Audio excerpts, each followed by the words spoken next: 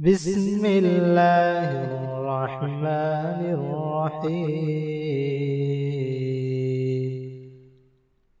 لا جرم أن الله يعلم ما يسرون وما يعلنون إنه لا يحب المستكبرين নিঃসন্দেহে আল্লাহ তাদের গোপন ও প্রকাশ্য যাবতীয় বিষয়ে অবগত। নিশ্চিতই তিনি অহংকারীদের পছন্দ করেন না। আসসালামু আলাইকুম ওয়া রাহমাতুল্লাহি ওয়া বারাকাতুহু। অহংকার মানুষের খুবই সাধারণ এবং মজ্জাগত স্বভাবজাত বৈশিষ্ট্য। 19 থেকে বেশি উঠতে পারলে কিংবা অন্যের চেয়ে কিছুটা ব্যতিক্রম কিছু করতে পারলে অথবা রূপ সৌন্দর্যে কিংবা অর্থবিত্ত যশখ্যাতির ছোঁয়া পেলে স্বাভাবিকভাবেই মানুষ অহংকারী হয়ে ওঠে। কিছু কিছু মানুষ তো এতটাই অহংকারী হয় যে তারা ধরাকে সরা জ্ঞান করে এবং তার উত্থানের পেছনে যে একজন স্রষ্টার হাত রয়েছে সে কথা তারা বেমালুম ভুলে যায়। অবশেষে তাদের সেই অহংকারের ঢঙ্কা বেজে যায় মহান স্রষ্টা আল্লাহ তাআলা যখন তাদের করুণ পরিণতি ঘটান। ইতিহাস সাক্ষ্য দেয় করুণ পরিণতি বরণকারী নমরুদ, ফেরাউন, আদ জাতি, সামুদ জাতি এরা অত্যন্ত অহংকারী এবং সীমা লঙ্ঘনকারী ছিল। পৃথিবীর ইতিহাসে সমস্ত অহংকারী অত্যাচারের পরিণতি হয়েছে ভয়াবহ। এসব হতভাগ্য মানুষের পরিণতি থেকে মানুষের শিক্ষণীয় অনেক কিছু থাকলেও বেশিরভাগ মানুষ সে ব্যাপারে উদাসীন। পবিত্র কুরআনে আল্লাহ মানুষের অহংকারের ব্যাপারে সাবধান করে বলেন, অহংকার বসে তুমি মানুষকে অবজ্ঞা করো না এবং পৃথিবীতে গর্বভরে পদাচারণা করো না। নিশ্চয়ই আল্লাহ কোনো দাম্ভিক অহংকারীকে পছন্দ করেন না। তেলাওয়াতকৃত আয়াতে আল্লাহ তাআলা অহংকারীদের কতটা অপছন্দ করেন তার ইঙ্গিত দিয়েছেন সুস্পষ্টভাবেই। অহংকারীদের প্রতি আল্লাহ ভয়ানক নারাজ থাকেন এবং তাদের উভয় জাহানের পরিণতি হয় অত্যন্ত ভয়াবহ, যা কিনা বহু অহংকারী মানুষের জীবনের ইতিহাস থেকে আমরা জানতে পারি। তার এই সূত্র ধরে খুব দূর ইতিহাস থেকে নয়, বরং বর্তমান আধুনিক বিজ্ঞানের এই শতাব্দীর প্রায় সবারই পরিচিত এক ভয়াবহ ট্র্যাজেডিক ঘটনাকে আমরা মিলিয়ে দেখব। তাদের সীমা অতিক্রম করা অহমিকা দ্বারা আল্লাহর ক্রোধকে তারা কতটা কঠোর করেছিল এবং আল্লাহ তাআলাও তাদের পাকড়াও করে বদলা দিয়েছেন। সাথে সাথে মুহূর্তেই সমুদ্রের হাজার হাজার মিটার গভীরে তলিয়ে গিয়েছিল শতাব্দীর প্রথম দিকের সবচেয়ে বড় অন্যতম গৌরব। হ্যাঁ, তা হল রয়্যাল মেল স্টিমার টাইটানিক বা আরএমএস টাইটানিক বা বহুল পরিচিত টাইটানিক জাহাজ। হ্যাঁ প্রিয় দর্শক, যদিও বা সংক্ষিপ্তভাবে টাইটানিকের ইতিহাস সবার মুখে মুখে জানা, তারপরেও আজকে আমরা এই ঘটনার আদ্যোপান্তকে আরেকবার এমনভাবে বিশ্লেষণ করে দেখব যেভাবে হয়তো অন্য কেউ দেখেনি এবং ইসলামের সুদূর ইতিহাসে অহংকারীদের করুণ পরিণতি সম্পর্কে আমরা অনেকটা অবগত হলেও বর্তমান সময়ের নিকট অতীতের স্মৃতিতে দুঃসহ হয়ে থাকা ঘটনা দ্বারা মানুষের স্বভাবজাত কারণে তার অনিবার্য ধ্বংস ডেকে আনার ব্যাপারে জানব ইসলামের আলোকে। রয়্যাল মেল স্টিমার টাইটানিক বা আরএমএস টাইটানিক কিংবা বহুল পরিচিত টাইটানিক জাহাজ তৎকালীন সময়ের মানুষের কল্পনারও বাইরে ছিল এই টাইটানিকের বিশালতা। টাইটানিকের করুণ পরিণতি সম্পর্কে আইসবার্গের সাথে ধাক্কা খাওয়া, ক্যাপ্টেনের গাফেলতি, নির্মাণজনিত ত্রুটি ইত্যাদি কারণ উপস্থাপন করা হলেও টাইটানিকের নির্মাতাদের প্রতি আল্লাহ তাআলার অসন্তুষ্টির ব্যাপারটা কেউ মুখে আনছে না। কারণ টাইটানিক নির্মাতারা টাইটানিকের ডিজাইন করার পর জাহাজটির বিশালতা, শক্তি এবং বিল্ড টেকনোলজির উপর এত বেশি আস্থাবান ছিল যে তারা তখন বলেছিল, এই জাহাজ কখনোই ডুববে না, কেউ একে ডোবাতে পারবে না, কোনো শক্তি একে ডোবাতে পারবে না, এমনকি স্রষ্টাও চাইলে একে কখনোই ডোবাতে পারবে না। আর সত্যি সত্যি মহান আল্লাহ তাআলা তাদের এত বড় স্পর্ধা এবং দম্ভক্তিতে যার পরনাই নারাজ হয়েছিলেন। এতটাই নারাজ হয়েছিলেন যে তিনি তাদের দম্ভ অহংকারকে সাথে সাথেই আটলান্টিক মহাসাগরের পানিতে নিমজ্জিত করে দিয়েছিলেন এবং বিশ্ববাসীকে অহংকারের চূড়ান্ত করুণ পরিণতি শিক্ষা দিয়েছিলেন। অনেকেই বলবেন, আপনি সব ব্যাপারে আল্লাহকে এবং ইসলামকে টেনে আনেন কেন? অবশ্যই আমরা সব কিছুকে দেখব ইসলাম এবং কুরআনের দৃষ্টি দিয়ে, কারণ এখানেই রয়েছে আমাদের জন্য শিক্ষা। একবার ভেবে দেখুন, অত্যাচারী অহংকারী মানুষদের আল্লাহ শাস্তি প্রদান করতে অন্তত কিছুটা সময় নেন, কিন্তু টাইটানিকের নির্মাতাদের সমুচিত শিক্ষা দিতে তিনি এতটুকু সময় নেননি। কারণ তাদের মুখের কথা ছিল স্রষ্টার সাথে আসমান এবং জমিনের মধ্যখানের শ্রেষ্ঠ বেয়াদবি এবং কুফরি কথা। স্রষ্টা চাইলেও নাকি তাদের জাহাজ ডোবাতে পারবে না। স্রষ্টা দ্বারা সম্ভব নয় এমন কিছু আছে নাকি? তাদের সাহসের সীমা অতিরিক্ত ছাড়িয়েছিল বলে তখন তারা বলতে পেরেছিল যে এই জাহাজ স্রষ্টাও ডুবাতে পারবে না। নিশ্চয়ই এর চেয়ে চূড়ান্ত দৃষ্টতা আর হতে পারে না। তবে যে কারণে টাইটানিকের ব্যাপারে এই কথা বলার সাহস তাদের হয়েছিল সেটি হলো টাইটানিক নির্মাণে সে সময়ের অত্যাধুনিক প্রযুক্তির সর্বোচ্চ ব্যবহার এবং এটির বিশালতা ও যথেষ্ট শক্তপোক্ত মজবুত কাঠামো। টাইটানিক নির্মাণের পেছনের ইতিহাস। টাইটানিকের ইতিহাসের পেছনে গেলে দেখা যায় তৎকালীন সময়ে হোয়াইট স্টার লাইন ছিল বিখ্যাত ব্রিটিশ শিপিং কোম্পানি। এই কোম্পানিটি মূলত ব্রিটেন অস্ট্রেলিয়া রুটের জন্য অনেকগুলো ক্লিপার জাহাজ নিয়ন্ত্রণ করত। 1845 সালে প্রতিষ্ঠিত হওয়া এই কোম্পানিটির অনেক খ্যাতি ছিল, কারণ এটি যাত্রীবাহী জাহাজের নানা রকম সৃজনশীল উদ্ভাবনে সিদ্ধহস্ত ছিল। আর সে সময় হোয়াইট স্টার লাইনের সবচেয়ে বড় প্রতিদ্বন্দ্বী কোম্পানি ছিল কুনার্ড। একসময় কুনার্ড কোম্পানি লুজিয়ানা ও মৌরিতানিয়া নামের দুটি প্রকাণ্ড জাহাজ তৈরি করে এবং এগুলোই ছিল সে সময়ের বিশ্বের সবচেয়ে দ্রুতগামী যাত্রীবাহী জাহাজ। তাদের পাশে হোয়াইট স্টার লাইনের নির্মিত জাহাজগুলোকে নিছক খেলনাই মনে হতো। আর এতে হোয়াইট স্টার লাইন কোম্পানির চক্ষু চড়ক গাছ হয়ে মাথায় হাত চলে গেল, কারণ তাদের খ্যাতিতে লাল বাতি জ্বলে গেছে কুনার্ড কোম্পানির তৈরিকৃত জাহাজগুলোর দৈত্যদশার কারণে। হোয়াইট স্টার লাইন কোম্পানির চেয়ারম্যান জে ব্রুস এ সময় আমেরিকান অর্থনীতিবিদ জেপি মর্গানের সাথে বৈঠকে বসলেন, কারণ হোয়াইট স্টার লাইন কোম্পানির পুরো ব্যবসায়ী তখন জেপি মর্গানের নিয়ন্ত্রণে ছিল। তারা দুজনে বসে সিদ্ধান্ত নিলেন তারা কুনার্ডের চেয়েও বড় জাহাজ নির্মাণ করবেন এবং কুনার্ডের জাহাজগুলোর চেয়েও বেশি সুযোগ সুবিধা থাকবে তাদের জাহাজে। পাশাপাশি তাদের নির্মিতব্য জাহাজে বিশাল আয়তন, তৎকালীন সময়ের অত্যাধুনিক শিপ বিল্ডিং টেকনোলজি, হেভি লাক্সারিনেসের মতো বিষয়গুলো মাথায় রাখলেন। হোয়াইট স্টার লাইন কোম্পানিটি তাদের মাধ্যমে এভাবেই অলিম্পিক ক্লাস জাহাজ নির্মাণে ইতিহাসে অমর হয়ে রয়েছে। White star line company Olympic ক্লাসের অধীনে 3টি সর্ববৃহৎ জাহাজ নির্মাণের ঘোষণা দেয় এবং এই 3টি জাহাজের নাম হল অলিম্পিক, টাইটানিক ও ব্রিটানিক। 1909 সালের 31 মার্চ ইন্টারন্যাশনাল মার্কেন্টাইল মেরিন কোম্পানির অর্থায়নে গ্রেট ব্রিটেনের বেলফাস্টের হারল্যান্ড অ্যান্ড ওলফ শিপইয়ার্ডে শুরু হয় টাইটানিকের নির্মাণ কাজ। অলিম্পিক এবং টাইটানিক দুটো জাহাজের নির্মাণ কাজ একই সাথে শুরু হয়, কারণ দুটো জাহাজেরই গঠন এবং ডিজাইনও ছিল প্রায় একই রকম। 15,000 মানুষ একসাথে কাজ শুরু করে। এত বিশাল জাহাজের নির্মাণ কাজ ছিল শ্রমিকদের জন্য যথেষ্ট বিপজ্জনক, কারণ ইতিপূর্বে বিশ্বে এত বড় জাহাজ আর তৈরি হয়নি এবং এত বড় একটি স্ট্রাকচার দাঁড় করানো চারটিখানি কথা ছিল না। নানান রকম সতর্কতার পরেও জাহাজ নির্মাণের পুরো সময়ে বিভিন্ন দুর্ঘটনায় 9 জন শ্রমিকের মৃত্যু ঘটে এবং 246 জন শ্রমিক গুরুতর আহত হয়। টাইটানিকের নির্মাণ যাত্রাটাই শুরু হলো মৃত্যু দিয়ে। নির্মাণ কাজ শুরুর দীর্ঘ 3 বছর পর 1912 সালের 2 এপ্রিল পৃথিবীর ইতিহাসে প্রথম সবচেয়ে বড় জাহাজের নির্মাণ কাজ সম্পন্ন হল। পৃথিবীতে অস্তিত্বে এলো মানুষের তৈরি সবচেয়ে বড় ভাসমান কোনো বস্তু। টাইটানিকের জৌলুস এবং বৈশিষ্ট্য। টাইটানিকের নির্মাণ খরচও পিলে চমকানোর মতোই, যা ছিল কিনা তখনকার যুগে প্রায় $7.5 মিলিয়ন, যার বর্তমান অর্থমূল্য দাঁড়ায় প্রায় $165 মিলিয়ন। শিপইয়ার্ডে দাঁড়ানো টাইটানিককে দেখতে মনে হচ্ছিল প্রায় 3টি ফুটবল মাঠের সাইজের সমান পানিতে ভাসমান এক সুরম্য অট্টালিকা। 882 ফুট 9 ইঞ্চির মতো লম্বা দৈর্ঘ্য, 92 ফুট 6 ইঞ্চি প্রস্থ এবং 175 ফুট উচ্চতার এই বিশাল জাহাজের ওজন ছিল প্রায় 52,310 টন। টাইটানিকের মোট 10টি ডেক ছিল, যার মধ্যে 8টি ডেক বরাদ্দ ছিল যাত্রীদের জন্য। এছাড়াও সমুদ্রে টাইটানিক সবচেয়ে বেশি শক্তি, গতি এবং বিলাসিতা প্রদান করেছিল তার যাত্রীদের। টারবাইন ইঞ্জিন দ্বারা টাইটানিকের প্রধান প্রপেলার বা পাকা চালিত হতো, পাশাপাশি দুটি সমন্বিত ইঞ্জিন থেকে সাইড প্রপেলার বা দুপাশের 2 পাকা চলত। প্রতিটি ইঞ্জিন ছিল 15,000 অশ্বশক্তি সম্পন্ন। এই ইঞ্জিনগুলো 29টি বয়লার দ্বারা চালিত হতো, যেগুলোতে 3টিরও বেশি চুল্লি ছিল। টাইটানিকের সৌন্দর্যের মধ্যে গুরুত্বপূর্ণ ভূমিকা ছিল 4টি চিমনির। তার মধ্যে 3টি চিমনি কয়লার ধোঁয়া নিঃসরণের কাজে নিযুক্ত ছিল, আরেকটি ছিল বায়ু চলাচলের জন্য বা খানিকটা সৌন্দর্যবর্ধনের জন্য। চিমনিগুলো ছিল বিশাল, কারণ যাত্রাপথে 3টি বয়লার এবং 162টি ফার্নেস থেকে দৈনিক কয়লা পূর্বে প্রায় 650 টন। বিভিন্ন কোম্পানি টাইটানিকের কার্গো ম্যানিফেস্টের আন্ডারে মালামাল বহন করছিল। টাইটানিকে মালামালের মধ্যে ছিল 63টি শ্যাম্পেনের কেস, একটি rabbit hair case, 2 case grandpa clock এবং একটি রেনল্ট অটোমোবাইল।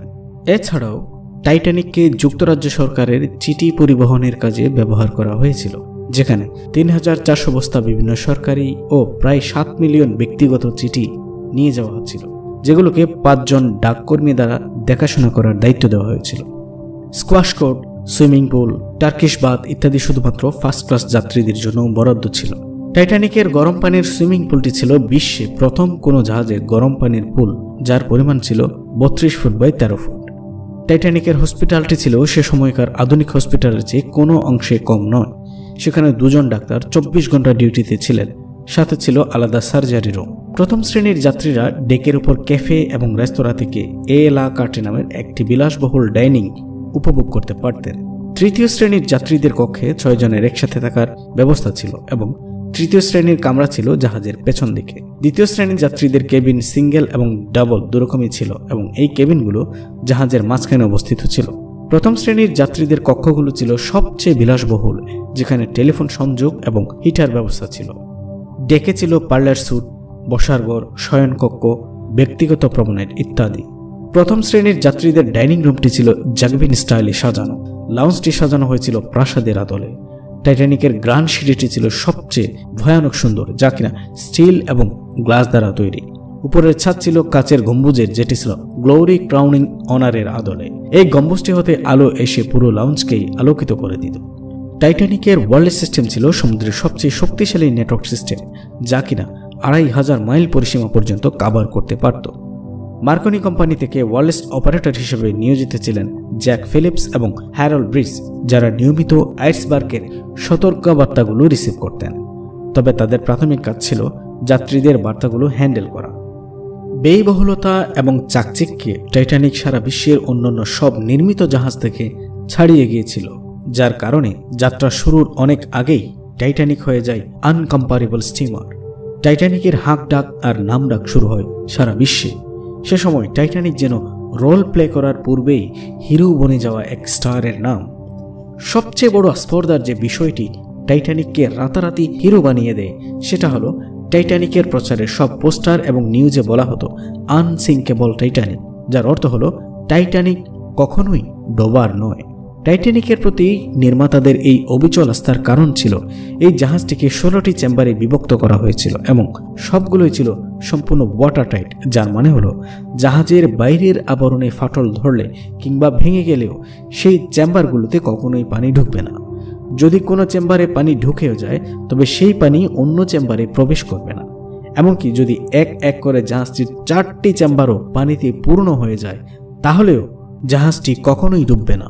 এই অতিরিক্ত নিরাপত্তাজনিত কারণে টাইটানিকের নির্মাতারা সারা বিশ্বব্যাপী প্রচার করে আনসিঙ্কেবল টাইটানিক বা টাইটানিক কখনোই ডোবার জাহাজ নয় বলে। এরকম চরম উদ্ধতপূর্ণ কুফরি কথা টাইটানিকের নির্মাতারা বলে বেরিয়ে টাইটানিককে কখনোই ডোবার নয় জাহাজের খ্যাতি এনে দেয় এবং আল্লাহ তাআলা তাদের এই বেয়াদবির প্রতিফলস্বরূপ এই কখনো ডোবার নয় জাহাজ টাইটানিকের প্রথম যাত্রায় ১২টা বাজিয়ে আটলান্টিক মহাসাগরের প্রায় ৪ কিলোমিটার গভীরে তলিয়ে দিয়ে তাদের কথাকে সম্পূর্ণ মিথ্যা এবং অতিরিক্ত অহংকার যে করুণ পরিণতির কারণ, সেটা প্রমাণিত করে দিয়েছে। কারণ তারা ভুলে গিয়েছিল আল্লাহ শ্রেষ্ঠ কৌশলী এবং পরিকল্পনাকারী। যাই হোক, তখনকার সময়ে সমস্ত অত্যাধুনিক প্রযুক্তির সমাহার করা হয়েছিল এই জাহাজটিতে। সে সময় ওয়্যারলেস বা তারবিহীন যোগাযোগ ব্যবস্থা ততটা চালু হয়নি ব্যয়বহুলতার কারণে, কিন্তু টাইটানিকের ডেকের কাছে স্থাপিত হয়েছিল মার্কনি রুম, যেখানে রেডিও অপারেটররা ২৪ ঘন্টা বার্তা প্রেরণ এবং গ্রহণ করতে পারত। এছাড়াও টাইটানিকের অভ্যন্তরে ছিল সুদৃশ্য সুইমিং পুল, জিমনেশিয়াম, স্কোয়াশ নামের এক ধরনের র্যাকেট খেলার কোর্ট, তুর্কি bath, dining room, photography dark room, বিশাল এবং ব্যয়বহুল ক্যাফে ছিল। ফার্স্ট ক্লাস এবং সেকেন্ড ক্লাস উভয় প্যাসেঞ্জারের জন্য আলাদা বিশাল লাইব্রেরি। টাইটানিকের বৈদ্যুতিক ব্যবস্থাও ছিল তখনকার সময়ের সবচেয়ে উন্নত মানের। এর ফার্স্ট ক্লাস প্যাসেঞ্জারের জন্য ৩টি এবং সেকেন্ড ক্লাস প্যাসেঞ্জারের জন্য 1টি সহ মোট 4টি লিফট ছিল। সবথেকে উল্লেখযোগ্য ব্যাপারটি হলো প্রথম শ্রেণীর যাত্রীদের সুযোগ সুবিধাগুলো। তাদের কেবিন এবং ডাইনিং রুমগুলো দেখলে যে কারো চক্ষু চড়ক গাছ হওয়ার মতো অবস্থা হয়ে যেত। টাইটানিকের প্রথম ও শেষ যাত্রার প্রস্তুতি। মূল যাত্রা শুরু করার পূর্বে টাইটানিককে ফিটনেস যাচাইয়ের জন্য সমুদ্র পরীক্ষা দিতে হয়েছিল, যার মোদ্দা কথা ছিল জাহাজটিকে সাগরে নামিয়ে বিভিন্ন কারিগরি করে দেখাতে হবে পরীক্ষকদের নির্দেশ অনুসারে। এবং এই পরীক্ষা দেওয়ার জন্য 1912 সালের 2 এপ্রিল ভোর 6টায় বেলফাস্ট থেকে আইরিশ সাগরের উদ্দেশ্যে রওনা দেয় টাইটানিক। বিভিন্ন কোম্পানির পরিদর্শক এবং ক্রুদের অংশগ্রহণের মাধ্যমে সম্পন্ন হয় টাইটানিকের সমুদ্র পরীক্ষা। বিভিন্ন গতিতে টাইটানিককে চালিয়ে দেখা হয়। তখন টাইটানিকের সর্বোচ্চ গতি রেকর্ড করা হয় ঘন্টায় 39 কিলোমিটারের মতো।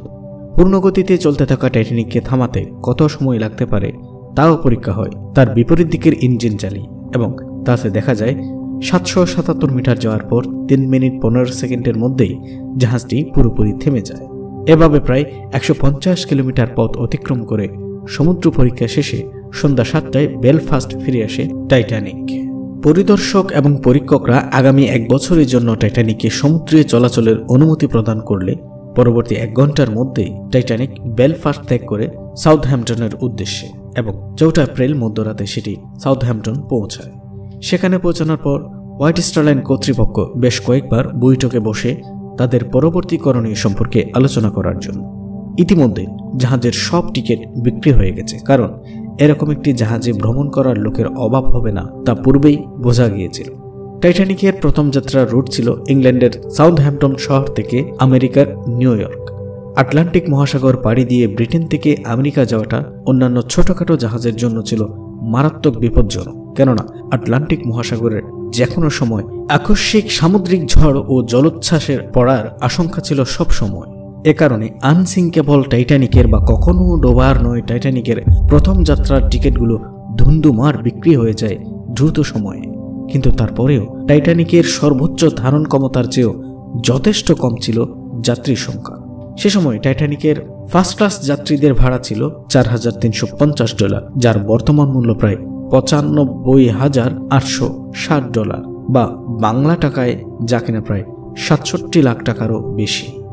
সুতরাং বোঝা যায় টাইটানিকের ফার্স্ট ক্লাস প্যাসেঞ্জাররা কতটা ধনী এবং এলিট শ্রেণীর নাগরিক ছিল। যাত্রা শুরুর 6 দিন পূর্ব হতে শুরু হয় 2200 জনেরও বেশি যাত্রী এবং কয়েকশো কর্মীর থাকা ও ভোজের ব্যবস্থা। এতগুলো মানুষের 1 সপ্তাহের থাকা খাওয়ার রসদ জোগাড় করা চারটিখানি কথা নয়। তাছাড়া হোয়াইট স্টার লাইন কোম্পানিও টিকিটের এত অকল্পনীয় চড়া দামের জন্য যাত্রীদের সর্বোচ্চ লাক্সারিয়াস সার্ভিস প্রদানের জন্য অঙ্গীকার করে। ফলে সর্বোচ্চ সম্মান এবং আতিথেয়তার যাতে কোনো কমতি না হয় সেদিকে প্রখর দৃষ্টি ছিল। তাই টাইটানিকে প্রয়োজনীয় রসদ মজুত করা শুরু হলো।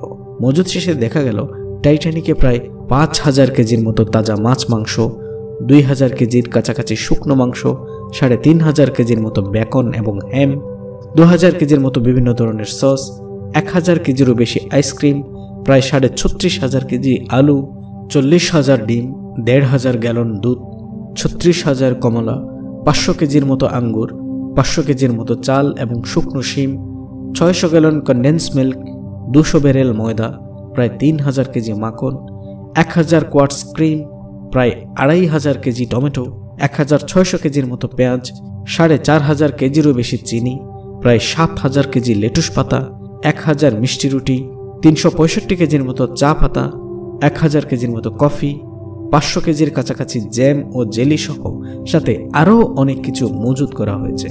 পাশাপাশি জ্বালানি হিসেবে মজুত করা হয় প্রায় 6611 টন কয়লা, কারণ জাহাজটি চালাতে প্রতিদিন 600 টনের বেশি কয়লা পোড়াতে হবে।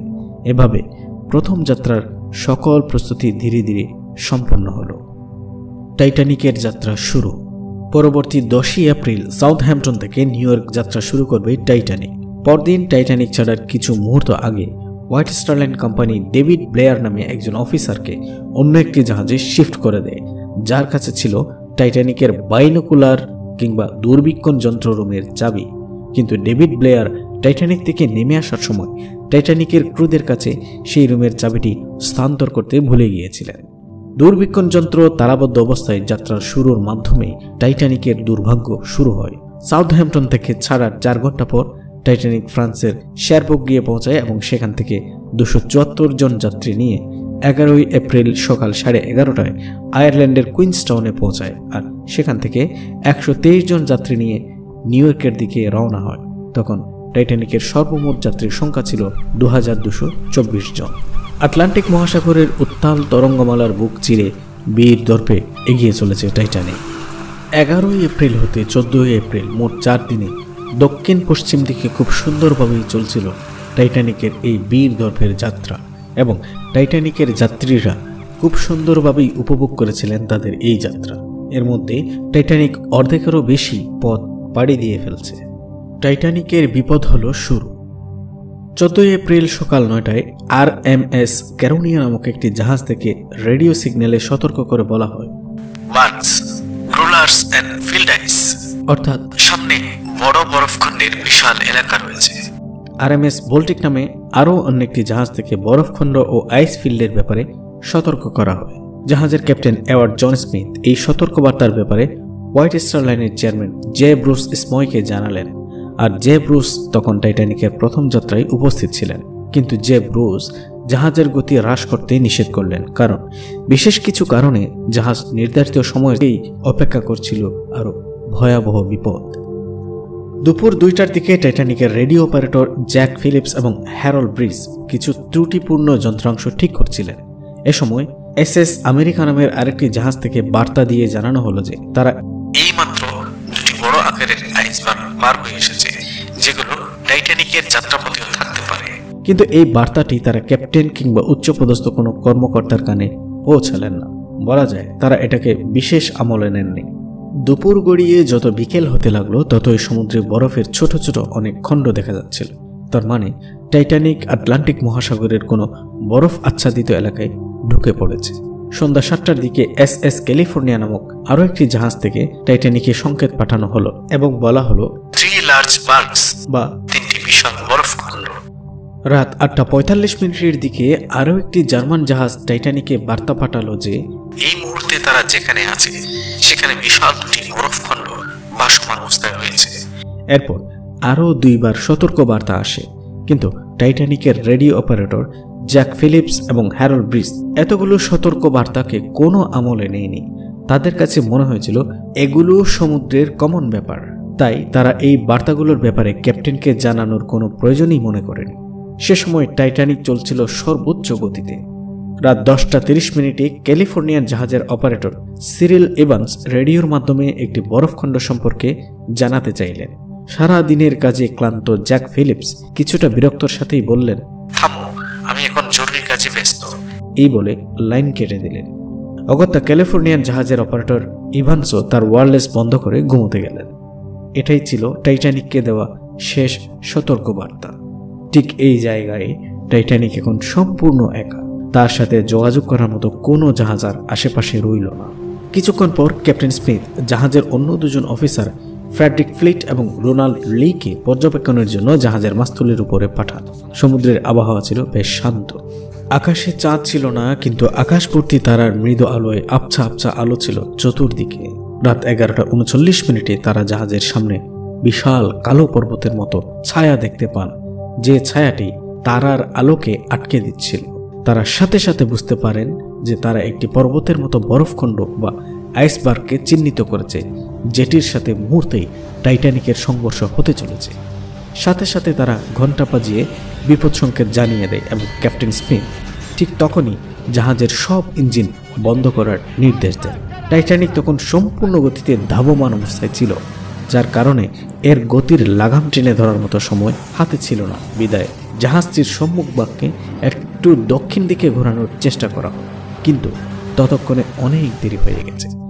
পাশ কাটানোর অনেক চেষ্টার পরেও রাত 11:40 টাইটানিক তার স্টারবোর্ডের দিকে আইসবার্গটির সাথে সংঘর্ষ করে এবং পাশ ঘেঁষে চলে যেতে শুরু করে। আইসবার্গগুলোর অন্যতম ভয়ানক ব্যাপার হলো সেগুলোর 8 ভাগের মাত্র 1 ভাগই পানির উপরে দেখা যায়, আর বাকি 7 ভাগই থাকে পানির নিচে। অর্থাৎ পুরো আইসবার্গের বড় অংশই থেকে যায় চোখের আড়ালে পানির নিচে। আর এই বরফখণ্ডটি এতটাই কাছে চলে এসেছিল যে দেখার মাত্র 37 সেকেন্ডের মধ্যেই টাইটানিকের সাথে এটির সংঘর্ষ হয়। ক্যাপ্টেন আপ্রাণ চেষ্টা করেছিলেন জাহাজকে বরফখণ্ড থেকে পাশ কাটাতে, কিন্তু তাতে অনেক দেরি হয়ে যায়।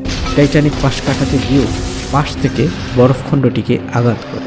টাইটানিককে আঘাত করে পাশ ঘেঁষে চলে যাওয়ার সময় আইসবার্গের ঘর্ষণে টাইটানিকের সামনের দিকে নিচের অংশে 90 মিটার লম্বা একটি চিড় দেয়। পর্বতসম বরফখণ্ডটি একটি দূরে সরে যাওয়ার পরপরই সবাই ভেবেছিল হয়তো আর কোনো চিন্তা নেই।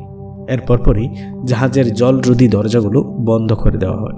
তারপর 11:45 টাইটানিক পুরোপুরি থেমে যায়, কারণ এই জাহাজের বড় সড়ো ক্ষতি সাধিত হয়ে গেছে ইতিমধ্যে 2 মিনিট পর ক্যাপ্টেন স্মিথ জাহাজের ইঞ্জিনকে অর্ধেক গতিতে চালিয়ে সামনে এগিয়ে যেতে নির্দেশ দেন। কিন্তু প্রায় 11:50 মধ্যেই জাহাজে প্রায় 1 লক্ষ গ্যালন বা 37 লক্ষ লিটার সমুদ্রের পানি ঢুকে গেছে। রাত 12টায় জাহাজে থাকা টাইটানিকের নির্মাণকারী ইঞ্জিনিয়ারদের একজন থমাস অ্যান্ডিস জাহাজের ম্যাপ দেখে ক্যাপ্টেনকে জানান জাহাজের প্রথম 5টি চেম্বার পানিতে পরিপূর্ণ হয়ে গেছে এবং আর 2 ঘন্টার মতো জাহাজটি পানিতে ভেসে থাকবে। ক্যাপ্টেন দিশেহারা হয়ে সমস্ত লাইফ বোট বের করার নির্দেশ দিলেন, পাশাপাশি ক্রুদের তলব করে ঘুমন্ত যাত্রীদের জাগিয়ে তোলার নির্দেশ দিলেন। ভাগ্যের কি নির্মম পরিহাস যে টাইটানিক কখনোই ডুববে না এই কনফিডেন্টে মাত্র 20টি লাইফ বোট জাহাজে নেওয়া হয়েছিল, যা ছিল যাত্রীর তুলনায় নগণ্য। কিন্তু লাইফ বোটে যাত্রী নামানোর সময় সেখানেও হয় সঠিক পরিকল্পনা এবং সমন্বয়হীনতার অভাব। টাইটানিকের করুণ পতন ও নিমজ্জন। ধীরে ধীরে জাহাজে প্রচুর পানি ঢুকতে থাকে এবং টাইটানিকের সামনের অংশ নিমজ্জিত হতে থাকে। 12:25 সাহায্যের জন্য জাহাজ থেকে প্রথম বেতার বার্তা পাঠানো হয়। দূর দিগন্তে SS ফ্রাঙ্কফুর্ট নামক জাহাজের আলো দেখা যাচ্ছিল ক্ষীণভাবে। লাউঞ্জে যাত্রীরা উৎকণ্ঠা আর প্রাণ ভয়ে অনেক শোরগোল করছিল এবং হতবিহ্বল হয়ে কে কি করবে তা অনেকেই বুঝে উঠতে পারছিল না। 12:30 সময় SS মাউন্ট টেম্পল নামের একটি জাহাজ টাইটানিকের বার্তা গ্রহণ করে এবং তারা টাইটানিকের উদ্দেশ্যে রওনা হয়েছে বলে জানায়। জাহাজের 4র্থ অফিসার বক্সহল আকাশে তারার নকশার উপর ভিত্তি করে সমুদ্রে টাইটানিকের বর্তমান অবস্থানের একটি ম্যাপ অনুমান করে বেতারে পুনরায় বিপদ বার্তা পাঠান এবং সেখানে তাদের বর্তমান লোকেশন সম্পর্কে ধারণা দেওয়ার চেষ্টা করেন। 12:35 RMS কার্পাথিয়া নামক জাহাজ থেকে তাদের বার্তা গ্রহণ করা হয় এবং তারা টাইটানিকের বিপদে সাড়া দিতে টাইটানিকের উদ্দেশ্যে রওনা হচ্ছে বলে নিশ্চিত করে। কিন্তু খুবই কষ্টের বিষয়, RMS কার্পাথিয়া টাইটানিক থেকে 93 কিলোমিটার দূরে অবস্থান করছিল এবং টাইটানিকের কাছে পৌঁছাতে তাদের 4 ঘন্টা সময়ের দরকার ছিল। 12:40 প্রথম লাইফ বোট নামানো হয়, কিন্তু সঠিক অনুমানের অভাবে 65 জনের লাইফ বোটে মাত্র 28 জন যাত্রী নিয়ে বোটটি নামে। এর মধ্যে SS ফ্রাঙ্কফুর্ট নামের আরও একটি জাহাজ টাইটানিকের বিপদ বার্তায় সাড়া দেয়। 12:50 যাত্রী নামানোর সময় শুধুমাত্র নারী এবং শিশুকে আগে এই নীতি অবলম্বন করে লাইফ বোটে নারী ও শিশুদের নামানো হচ্ছিল।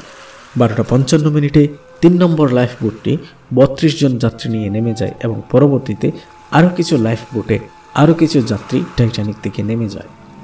রাত 1:15 মধ্যেই টাইটানিকের সামনের অংশে প্রচুর পরিমাণে পানি ঢুকে যায় এবং টাইটানিকের সামনের অংশের টাইটানিক নাম ফলক পর্যন্ত পানিতে নিমজ্জিত হতে থাকে। অনন্ত বিশাল উত্তর আটলান্টিক মহাসাগরে ঘটতে চলেছে ইতিহাসের অন্যতম মর্মান্তিক ঘটনা। হতে চলেছে হাজারো মানুষের মৃত্যুর মিছিল। দিগন্তের পর দিগন্ত শুধুই বরফ ঠান্ডা পানি আর পানি, অন্ধকার আর অন্ধকার। অন্তহীন সমুদ্রের মাঝখানে অসহায় একটি জাহাজ বরণ করতে যাচ্ছে এক ভয়ঙ্কর করুণ পরিণতি, সাথে 2450 মানুষ। ঠিক এই মুহূর্তটি ছিল পৃথিবীর ইতিহাসের ভয়ঙ্করতম বিভীষিকাময় মুহূর্ত। রাত 1টার সময় RMS ভার্জিনিয়া নামক আরও একটি জাহাজ থেকে জানায় তারা টাইটানিকের দিকে আসছে। টাইটানিক ধীরে ধীরে নিস্তেজ হয়ে পানিতে ডুবে যাচ্ছে। দিগন্তে দেখা যাওয়া SS ফ্রাঙ্কফুর্ট নামের জাহাজ পরিস্থিতি সম্পর্কে বিভ্রান্ত করে এবং বোঝা গেল তারা হয়তো নাও আসতে পারে। ইতিমধ্যে অনেকগুলো লাইফ বোট নেমে গেছে ধারণ ক্ষমতার মাত্র অর্ধেক কিংবা তারও কম যাত্রী নিয়ে। ক্যাপ্টেন বিষয়টি বুঝতে পেরে মেগাফোন ব্যবহার করে সেসব লাইফ বোটকে আরও যাত্রী উঠানোর জন্য অনুরোধ করতে থাকেন, যাতে আরও বেশি মানুষ প্রাণে বেঁচে যেতে পারে। ইতিমধ্যে টাইটানিকের অগ্রভাগ পানিতে ডুবে গেছে এবং ধীরে ধীরে তা আরও বৃদ্ধি পাচ্ছে। এর মধ্যে টাইটানিকের সামনের চিমনিটি ভেঙে সমুদ্রে পড়ে যায়। টাইটানিকের সামনের অংশ পানিতে আরও তলিয়ে যেতে থাকে আর পেছনের অংশ উপরের দিকে উঠতে থাকে। সে সময়কার বিশ্বের সবচেয়ে বড় এবং বিলাসবহুল অট্টালিকাসমূহ টাইটানিক জাহাজ তার প্রথম ও শেষ যাত্রার যবনিকাপাত করতে যাচ্ছে ইতিহাসের সবচেয়ে বড় ট্র্যাজেডিক ঘটনার মধ্য দিয়ে। হোয়াইট স্টার লাইন কোম্পানির গর্বের মুকুটের সমুজ্জ্বল পালক কখনোই ডোবার নয় বলে রোল প্লে করার পূর্বে খ্যাতি পাওয়া হিরো টাইটানিকের প্রথম যাত্রায় এমন শোচনীয় পরিণতি হবে এবং এই জাহাজকে কেউ তো নয়, এমনকি স্রষ্টাও পর্যন্ত চাইলে ডোবাতে পারবে না বলে তাদের যে অতিরিক্ত আত্মবিশ্বাস, সেই আত্মবিশ্বাস যে এমন বিশ্বাসঘাতকতা করবে তা কি ঘুণা করেও চিন্তা করতে পেরেছিলেন টাইটানিকে থাকা টাইটানিকের মালিক, হোয়াইট স্টার লাইনের চেয়ারম্যান জে ব্রুস ইসমিও কিংবা বিশ্ববাসীরা?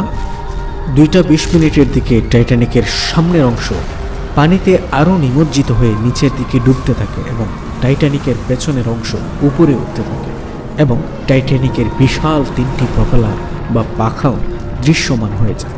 টাইটানিকে থাকা দিশেহারা মানুষ পুরোপুরি অসহায় টাইটানিককে আঁকড়ে ধরে প্রাণ বাঁচানোর আপ্রাণ চেষ্টা করে চলেছে। এরকম মর্মান্তিক ঘটনা চোখের সামনে দৃশ্যমান হলে কোনো মানুষই সুস্থ থাকতে পারবেন না।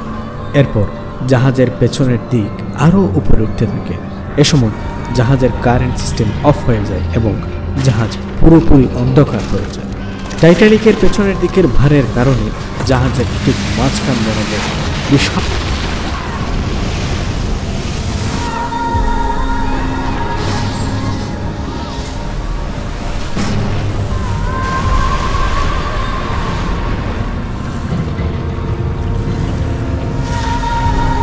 পানিতে ডুবে থাকা টাইটানিকের সামনের অংশটি সমুদ্রের অতল গহ্বরে হারিয়ে যায় আর জাহাজের পেছনের অংশ সম্পূর্ণ লম্বালম্বিভাবে খাড়া হয়ে যায়। ভেতরে বাতাস থাকার কারণে পেছনের অংশটি ধীরে ধীরে ডুবতে থাকে। রাত 2:20 মধ্যে জাহাজের পেছনের অংশটিও আটলান্টিক সাগরে সম্পূর্ণরূপে তলিয়ে যায়।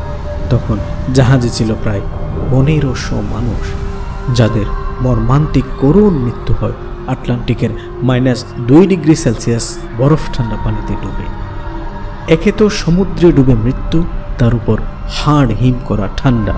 আসলেই তাদের মৃত্যুটা খুব কষ্টের হয়েছিল।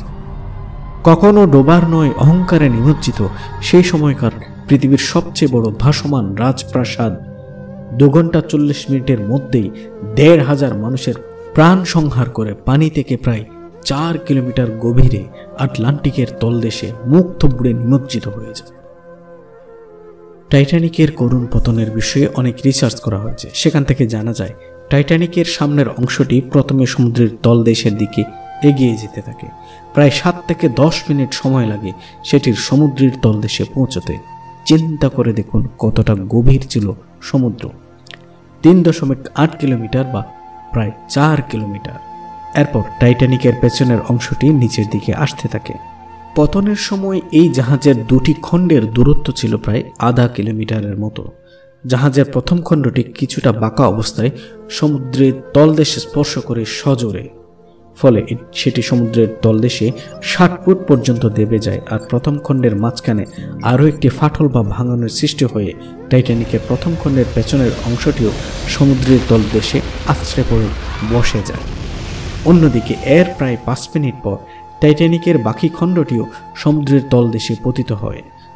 প্রথম খণ্ডটির মতো এই অংশটিও সজোরে সমুদ্রের তলদেশে আছড়ে পড়ে এবং এই খণ্ডটির মাঝখানে ফাটল হয়ে ভেঙে যায়।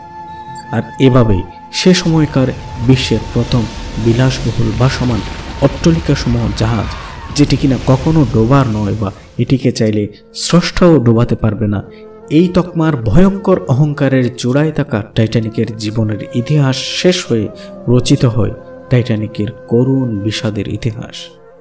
এরপর ভোর 4টায় ঘটনাস্থলে আসে RMS কার্পাথিয়া।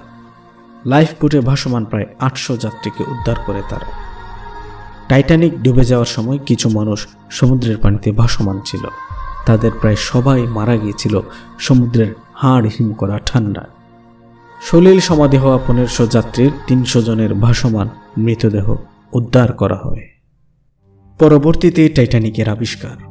এরপর টাইটানিক ডুবে যাওয়ার জায়গায় অনেক তল্লাশি করা হয় বা নিমজ্জিত টাইটানিককে খুঁজে পাওয়ার চেষ্টা করা হয়, কিন্তু সকল চেষ্টায় ব্যর্থ হয়।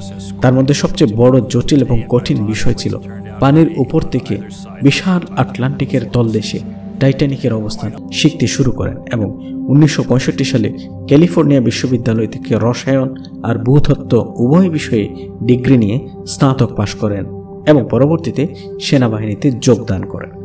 তার 2 বছর পর 1967 সালে তিনি নৌবাহিনীতে যোগদান করেন এবং ডুবুরি হিসেবে তার ক্যারিয়ার শুরু করেন। টাইটানিককে খুঁজে বের করার হয়েছে। টাইটানিক থেকে বিভিন্ন জিনিসপত্র উপরে নিয়ে আসা হয়েছে। সমস্ত ঘটনা বারবার পৃথিবীবাসীকে দিয়েছে নিদারুণ ব্যথা ও বিরহ। মানুষের মনে টাইটানিক এক ভয়ানক ট্র্যাজেডির শোকগাথা। সাথে সাথে টাইটানিকের নির্মাতা কোম্পানি হোয়াইট স্টার লাইনের হর্তাকর্তাদের অতিরিক্ত অহংকার, আনলিমিটেড চাপাবাজি, সর্বোপরি টাইটানিক কখনোই ডুববে না, এমনকি স্রষ্টা চাইলেও এটিকে ডোবাতে পারবে না বলে যে দুঃসাহসিক গলাবাজি করে স্রষ্টার সাথে চূড়ান্ত দৃষ্টতা দেখিয়েছিল, তারও নিন্দা করেন বিশ্ববাসী। টাইটানিক ডুবির সময় টাইটানিকে থাকা সবচেয়ে সাহসী মানুষ ছিলেন টাইটানিকের ব্যান্ড দল। মৃত্যুর আগ পর্যন্ত তারা ভায়োলিন বাজিয়ে মানুষের মনে সাহসের সঞ্চার করার, মনোবল চাঙ্গা রাখার এবং সুস্থির থাকার যে অকুতোভয় সাহস তারা দেখিয়েছিলেন নিজেদের মৃত্যুর কথা ভুলে গিয়ে, এজন্য তারা চিরদিন মানুষের মনে শ্রদ্ধার পাত্র হয়ে অবিস্মরণীয় হয়ে থাকবেন। টাইটানিকের সলিল সমাধির সাথে সাথে ব্যান্ড দলের সবার করুণ মৃত্যু হয় আটলান্টিকের বরফ ঠান্ডা পানিতে ডুবে। এমনকি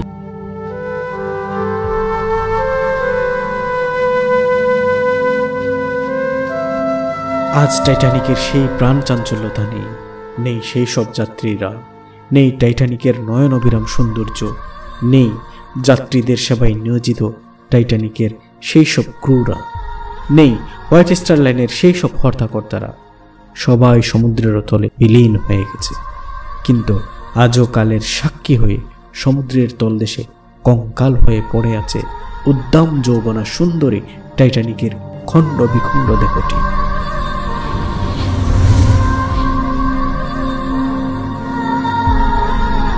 ঘটনাটিকে যেই দৃষ্টিকোণ থেকে দেখুক না কেন, কিন্তু আমি বলবো এটা ছিল মহাবিশ্বের স্রষ্টা আল্লাহর সাথে দৃষ্টতা দেখানোর এবং অহংকারে অন্ধ হয়ে ধরাকে সরাজ্ঞান করার চূড়ান্ত শাস্তি। অবশ্যই এটা হোয়াইট স্টার লাইন কোম্পানির অমার্জনীয় অপরাধ যে নিজেদের শক্তি ও কৌশলকে স্রষ্টার চেয়ে বেশি কার্যকরী কিংবা তাদের সৃষ্টি শক্তি ও কৌশলের কাছে স্রষ্টাও নিরুপায়, এই মনোভাব তারা পোষণ করেছিল, যার কারণে তাদের এই শাস্তি অবশ্যই প্রাপ্য ছিল এবং আল্লাহ তাআলা তাদের এই উদ্ধতপূর্ণ দৃষ্টতার শাস্তি দিতে এতটুকু দেরি করেননি। পৃথিবীর বাইরের এবং পৃথিবীর কোনো কিছুই আল্লাহ তাআলার নিয়ন্ত্রণের বাইরে নয়, এমনকি একটি ধূলিকণাও নয়। সেখানে তারা কিভাবে এই কথা বলার সাহস করে, তাও আবার পুরো পৃথিবীতে ডাক ঢোল পিটিয়ে? তারা ভুলে গিয়েছিল সময়ের সাথে সাথে প্রযুক্তি আরও আধুনিক হবে এবং টাইটানিকের চেয়ে বহুগুণ বড় আরও আধুনিক সব জাহাজ নির্মিত হবে ভবিষ্যতে। তাই তাদের এই অহংকার ছিল সম্পূর্ণ অমূলক এবং চূড়ান্ত বেয়াদবি। পবিত্র কোরআনে আল্লাহ মানুষের অহংকারের ব্যাপারে সাবধান করে বলেন, অহংকার বশে তুমি মানুষকে অবজ্ঞা করো না এবং পৃথিবীতে গর্ব করে পদাচারণা করো। নিশ্চয়ই আল্লাহ কোনো দাম্ভিক অহংকারীকে পছন্দ করেন না। এছাড়াও সমুদ্রে চলমান সমস্ত জাহাজ আল্লাহ তাআলার নিয়ন্ত্রণাধীন। নিশ্চয়ই টাইটানিকও তার ব্যতিক্রম ছিল না। হোয়াইট স্টার লাইনের কর্তা ব্যক্তিগণ ভুলে গিয়েছিলেন যে তাদের জাহাজও একজন স্রষ্টার নিয়ন্ত্রণে অধীন। স্রষ্টাও এই জাহাজ ডোবাতে পারবে না বলে তারা যে অমার্জনীয় স্পর্ধা করে স্রষ্টাকে অস্বীকার করেছিল তার সমুচিত জবাব পেয়েছিল সাথে সাথেই। কারণ সমুদ্রে চলমান পর্বতসমূহ জাহাজসমূহ যে তারই নিয়ন্ত্রণাধীন এবং তিনি চাইলে সেসব জাহাজে মুহূর্তে যে কোনো পরিণতি ঘটাতে পারেন। টাইটানিকের ভরাডুবি ছিল তার অন্যতম শ্রেষ্ঠ উদাহরণ।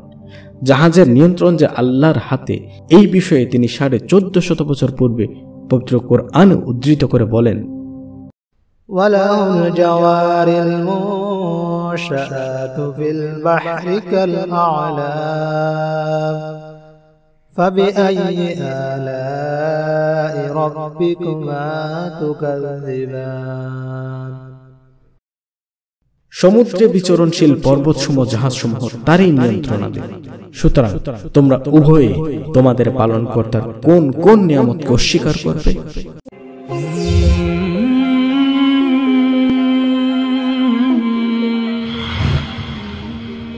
আসসালামু আলাইকুম ওয়া রাহমাতুল্লাহি ওয়া বারাকাতুহু। যে বিজ্ঞানের উপর ভিত্তি করে নাস্তিক ও ইসলাম বিদ্বেষীরা ইসলাম, কোরআন ও আল্লাহকে মিথ্যা প্রমাণ করতে চায়, আমরা তাদেরকে যথাযথ যুক্তি প্রমাণ সহকারে কোরআনের আলোকে তাদের মূল হাতিয়ার সেই বিজ্ঞান দিয়েই সেসব ইসলাম বিদ্বেষী ও নাস্তিকদের উপযুক্ত জবাব দিয়ে চলেছি। এবং যে বিজ্ঞান তাদের শেষ আশ্রয়, সে বিজ্ঞানেরই মূল সূতিকাগার যে পবিত্র কোরআন, সে বিষয়টি কোরআনের আলোকে বিজ্ঞান দিয়েই একেবারে চুলচেরা বিশ্লেষণ করে তাদের চোখে আঙ্গুল দিয়ে দেখিয়ে দিচ্ছি। সাথে সাথে মহান আল্লাহর অশেষ রহমতে আমরা সফল হচ্ছি। এছাড়াও আমাদের এই চ্যানেলের ভিডিওগুলো দেখে বর্তমানে আধুনিকতার নামে ভুল পথে পা বাড়ানো এবং দিনের পথ থেকে দূরে সরে যাওয়া অনেক যুবক যুবতী ভাই বোন সহ সব ধরনের মানুষ আল্লাহ ভীতি বা তাকওয়া অর্জনের জন্য মহান আল্লাহর নৈকট্য লাভে সচেষ্ট হচ্ছেন, আলহামদুলিল্লাহ। আর তাই দিনের এই প্রচার ও প্রসারে আমাদেরকে সহযোগিতা করুন, কেননা মহান আল্লাহর রহমত ছাড়া ও আপনাদের সহযোগিতা না পেলে আর্থিক অপারগতার কারণে আমরা হয়তো একদিন থেমে যাবে আমাদের এই অগ্রযাত্রা। আর তার কারণে হয়তো বাংলার জমিনে এতটা শক্তিশালী ও কঠোরভাবে নাস্তিকদের জবাব দিয়ে নাস্তিক্যবাদের শিকড় উৎপাটনের জন্য এবং বর্তমান সময় উপযোগী করে মানুষকে আল্লাহর পথে আহ্বান করতে অন্য কারো হয়তো অনেক সময় লেগে যেতে পারে, অথবা অন্য কেউ নাও আসতে পারে। আর তাই সব ধরনের মানুষকে আল্লাহর পথে আহ্বানে এই অগ্রযাত্রায় আমাদেরকে সহযোগিতা করুন। 10-এর লাঠি 1-এর বোঝা, আপনার তৌফিক অনুযায়ী 10 টাকা হতে শুরু করে তার ঊর্ধ্বে যতটা সম্ভব নিঃসংকোচে আমাদের সহযোগিতা করতে পারেন। আমাদের অনেক প্রযুক্তিগত সীমাবদ্ধতা ও অভাব রয়েছে, যার কারণে আমাদের একটি ভিডিও তৈরি করতে অনেক সময় লেগে যায়। আপনাদের ক্ষুদ্র অনুদানমূলক সহযোগিতায় আমাদেরকে এই অভাব থেকে মুক্তি দিতে পারে ইনশাআল্লাহ। আর তাই আমাদের সহযোগিতা করতে পারেন আমাদের অফিসিয়াল পার্সোনাল বিকাশ নম্বর 01736355965 এই নম্বরে সেন্ড মানি করে, অথবা আল কোরআন কি টু দ্য মডার্ন সায়েন্সের সম্মানিত প্রতিষ্ঠাতা ও পরিচালক এবং এই চ্যানেলের কোরআন ও বিজ্ঞান ভিত্তিক সমস্ত এপিসোডের নির্মাতা বা এই চ্যানেলের অ্যাডমিন মোহাম্মদ সাজ্জাদ হাসান খান বাপ্পির পূবালী ব্যাংকের ব্যক্তিগত অ্যাকাউন্ট নাম্বার 0443101134308 আপনার দানের অর্থ প্রেরণ করে আমাদের সহযোগিতার হাত বাড়িয়ে দিতে পারে। কত টাকাই তো আমরা বিভিন্ন অপ্রয়োজনীয় পারপাসে ব্যয় করে অপচয় করি, আমরা কি পারি না তা থেকে কিছু অংশ এই আল্লাহর পথে আহ্বানকারী চ্যানেলকে সহযোগিতা করতে? নিশ্চয়ই পারি। হতে পারে সেটি আমাদের একবেলা নাস্তার টাকা, হতে পারে সেটি কোথাও একবার বেড়াতে যাওয়ার টাকা, অথবা কাউকে দেওয়ার জন্য অপ্রয়োজনীয় গিফটের টাকা, হতে পারে খেলা দেখতে যাওয়ার কিংবা খেলনা কেনার টাকা, সর্বোপরি অতি তুচ্ছ বা অপ্রয়োজনীয় কোনো কিছুর টাকা। মনে রাখবেন, এই দুনিয়ার যত পারপাসে আমরা যত টাকাই খরচ করি না কেন তা কোনো কাজেই আসবে না, কিন্তু আল্লাহর পথে খরচ করা একটি পয়সাও বৃথা যাবে না, বরং বিচারের দিনে এই টাকাই হতে পারে মুক্তির সম্বল বা সাদাকায়ে জারিয়া। আমরা এককভাবে হয়তো আর কতক্ষণ পারবো। তাই মহান আল্লাহ সুবহানাহু ওয়া তাআলা আমাদের সবাইকে তার পথে ব্যয় করার তৌফিক দান করুন।